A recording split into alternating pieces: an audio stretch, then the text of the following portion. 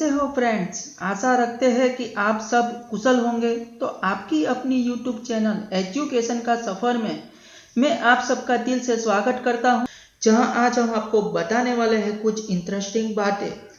आज हम कुछ ऐसे स्थानों की बात करने वाले हैं जो देश के नक्शों में से गायब है, और कुछ ऐसे स्थान हैं जिससे मानव संस्कृति का छेड़ा कट चुका है।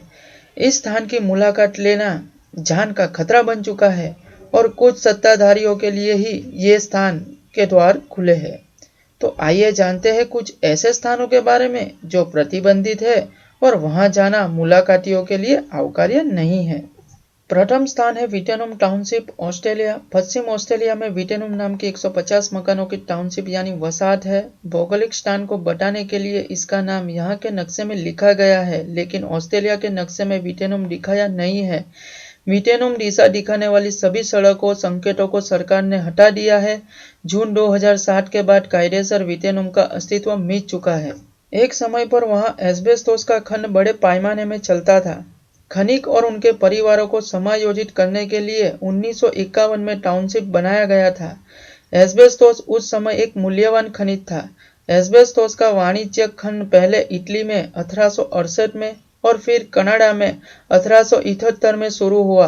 20वीं शताब्दी के आरंभ में motor vehicle brake lining, cinema theatre, अग्निरोधक पदे, सीमेंट पाइप, आग बुझाने वालों का खास पोशाक आदि के लिए एस्बेस्टोस की मांग थी। द्वितीय विश्व युद्ध के बाद एस्बेस्टोस विटेनुम में अधिक मात्रा में पाया जाने लगा, जो बुरे किस्म का था। एस्बेस्टोस को हथौड़ी से टीपकर पड़ बनाया जाता है। वो फाइबर से बना होता है। अत्यधिक पतले और सूखे फाइबर आसानी से छूटे हो जाते हैं। वो हवा में फैलते हैं और ऐसी हवा श्वासों में लेने से फेफड़े में जाती है और लंबे समय के बाद एस्बेस्टोसिस नामक घातक रोग होता है। बीमार होने के बाद फेफड़ों का कैंसर होता है। ऑस्ट्रेलिया की विटेनुम टाउनशिप के रईसों की बदकिस्मती यह थी कि अलग अलग प्रकारों के एस्बेस्टोस में सबसे हानिकारक एस्बेस्टोस भूरे रंग का था। समय के साथ इस टाउनशिप में घरों, सड़कों आदि जगह पर भूरा रंग दिखाई दिया गया, और 1966 में चिकित्सक सत्य सामने आया कि यह खनिज बेहद खतरनाक है। तब तक विटेनुम टाउनशिप की आबादी 20,000 तक पहुंच गई थी, जिसमें से लगभग 1,000 खनिकों की बीमारी से मृत्यु हो गई थी और सैकड़ों जल्द या बाद में समाप्त हो जाने वाले हैं।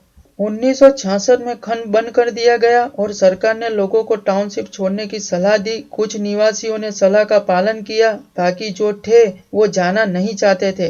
अंत में जून 2007 में सरकार ने विटेनुम और उसके आसपास के विस्तार पर प्रतिबंध लगा दिया। उसका अस्तित्व आधिकारिक पुस्तक में से मिटा दिया गया। दूसरा स्थान है कैलाश पर्वत। हिंदू धर्म में कैलाश पर्वत का बहुत महत्व है, क्योंकि यह भगवान शिव का निवास स्थान माना जाता है। लेकिन इसमें सोचने वाली बात यह है कि दुनिया की सबसे ऊंची चोटी माउंट एवरेस्ट को अभी तक 7,000 से ज्यादा लोग फतह कर चुके हैं, जिसकी ऊंचाई 8,848 मीटर है। लेकिन कैलाश पर्वत पर आज तक कोई नहीं चढ़ पाया, जबकि ऊंचाई एवरेस्ट से लगभग 2,000 मीटर कम यानी 638 मीटर है। यह अब तक रहस्यमय बना हुआ है।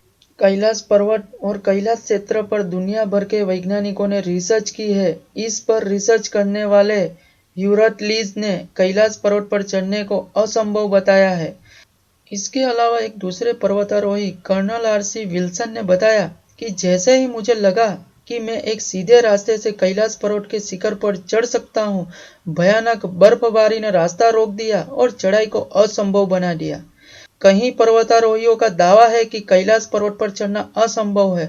रूस के एक पर्वतारोही सर्गेई सिसत्याकोव ने बताया कि जब मैं पर्वत के बिल्कुल पास पहुंच गया तो मेरा दिल तेजी से धड़कने लगा। मैं इस पर्वत के बिल्कुल सामने था, जिस पर आज तक कोई नहीं चढ़ सका। अचानक मुझे बहुत कमजोरी महसूस होने लगी और मन में ख्याल आने लगा कि मुझे यहाँ और नहीं रुकना चाहिए। इसके बाद जैसे जैसे हम नीचे आते गए, मन हल्का होता गया।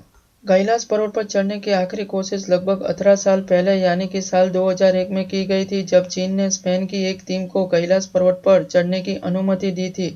फिलहाल कैलाश पर्वत पर चढ़ाई पर पूरी तरह से रोक लगी हुई है, क्योंकि भारत और तिब्बत के समेत दुनिया के लोगों का मानना है कि यह पर्वत एक पवित्र स्थान है, इसलिए इस पर किसी को भी चढ़ाई नहीं करने देना चाहिए।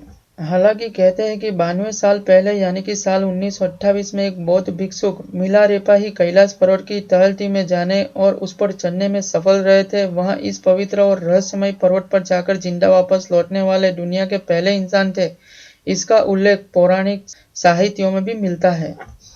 दिन के बारे में लोग अक्सर सोचते हैं जब धरती पर भयानक प्राकृतिक आपदा आएगी, युद्ध, ग्लोबल वार्मिंग या बाढ़ की वजह से फसलें बर्बाद हो जाएगी तो उनके बीज भी नष्ट हो जाएंगे। ऐसे में लोगों के लिए खाने की कमी हो जाएगी और इससे इंसानों का अस्तित्व खतरे में पड़ जाएगा।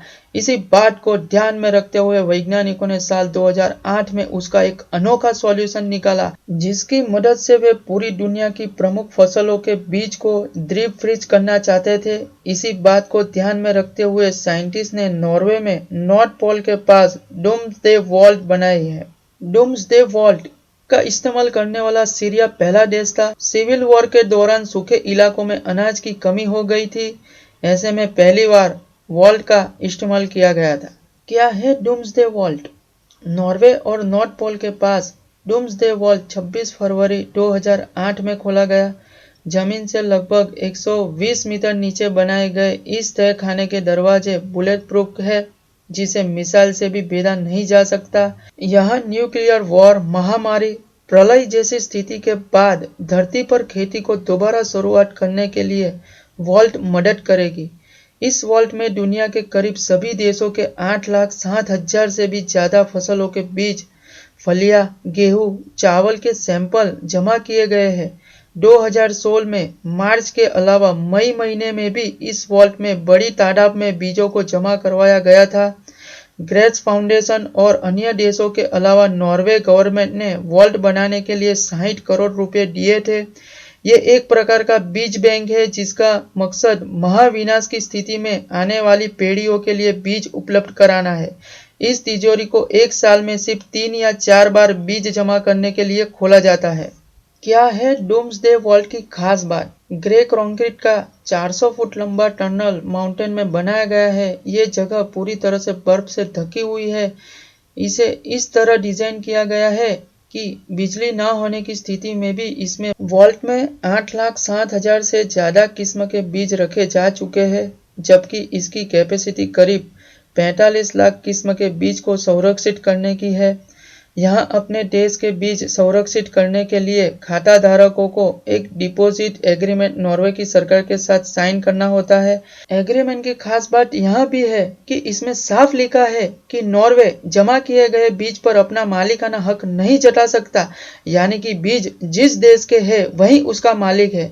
अमेरिकी संसद के सीनेटर्स के अलावा सिर्फ यूनाइटेड नेशन के सेक्रेटरी जनरल को इस बीज बैंक में जाने की इजाजत है।